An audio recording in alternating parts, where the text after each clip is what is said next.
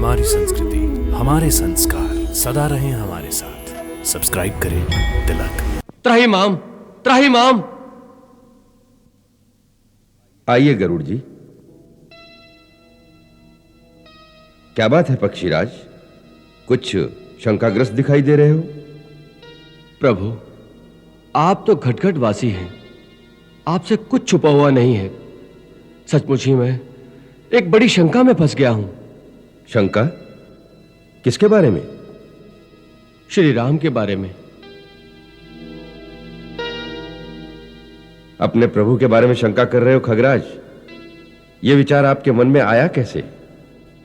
भगवान, जब महर्षि नारद के कहने पर मैं श्री राम और लक्ष्मण को नागपाश से मुक्त करने लंका गया, तो वहां मैंने उन्हें बड़ी दीन अवस्था में देखा। नागपाश में बंधे मरणासन थे। जब मैंने उनका बंधन काटा, तब उनकी चेतना जागी।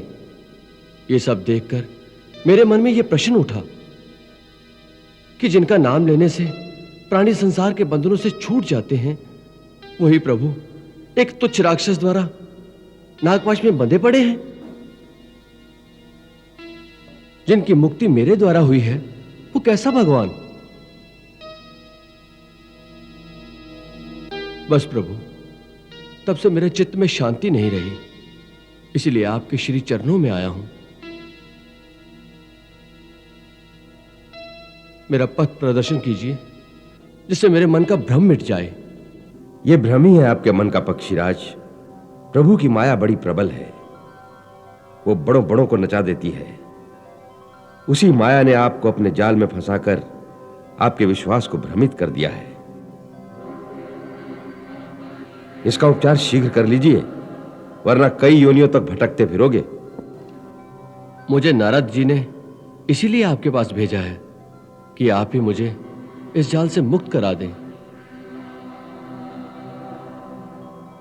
आपका रोग ऐसा है खगराज, जिसका उपचार एक दिन में नहीं हो सकता।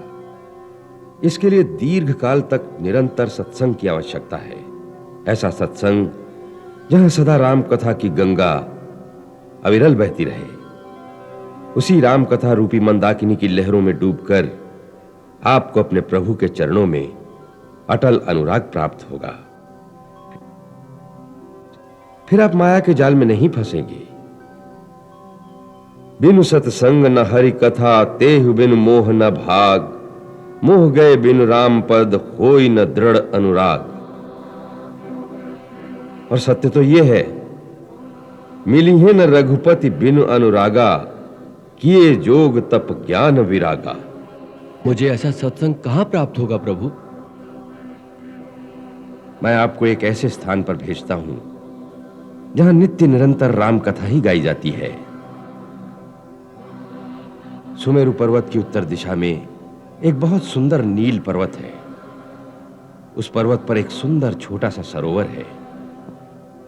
उसी स्थान पर आपको श्री राम के परम भक्त महात्मा काकभूषणी बैठे हुए मिलेंगे। वहां पर वो नित्य निरंतर राम कथा सुनाते हैं।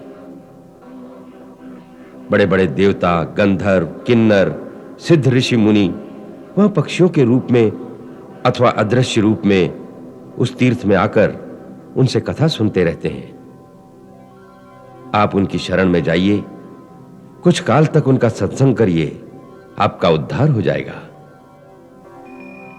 जो आज्ञा प्रभु। कल्याण हो। तुभ्यं नमामि नारायणाय, तुभ्यं नमामि जगदीश्वराय। हे लक्ष्मीकान्तं तुभ्यं नमामि।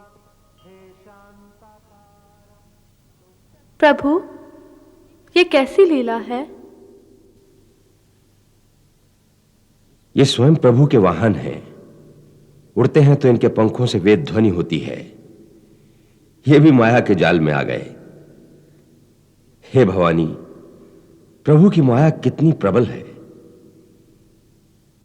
देवी, पक्षीराज मेरी शरण में आए थे। मैं भी उनका कल्याण कर सकता था, परंतु मैंने जो उन्हें आगे भेज दिया, उसके दो कारण हैं। पहला ये कि इन्हें अभिमान हो गया है। इनका अभिमान तोड़ना आवश्यक था। वो पक्षियों के राजा हैं और कौआ पक्षियों में निखित पक्षी माना जाता है, जिसे चांडाल पक्षी भी कहते हैं।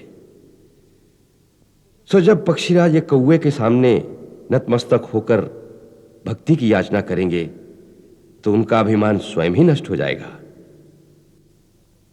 दूसरा कारण ये, जिस शिखर पर महात्मा काकभूषणी का वास है उसके चारों ओर एक एक योजन तक प्राणियों में नास्तिकता, हिंसा, अज्ञान नहीं रहता। माया और अविद्या उस नील पर्वत के निकट आ ही नहीं सकती। गरुड़ जी जैसे ही काकभूषणी के प्रभाव क्षेत्र के अंदर जाएंगे तो उनके मन से माया, अहंकार, अज्ञान सब उसी क्षण दूर हो जाएगा।